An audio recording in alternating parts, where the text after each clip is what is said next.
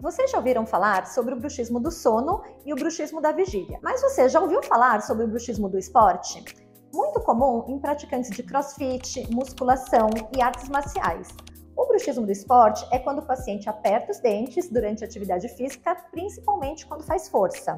Essa tensão excessiva pode trincar ou quebrar dentes e restaurações, e em casos mais graves, fraturar a raiz, levando à perda do dente. Se você se identificou com essa condição, fica o meu convite para vir aqui no meu consultório e tratar o seu bruxismo do esporte.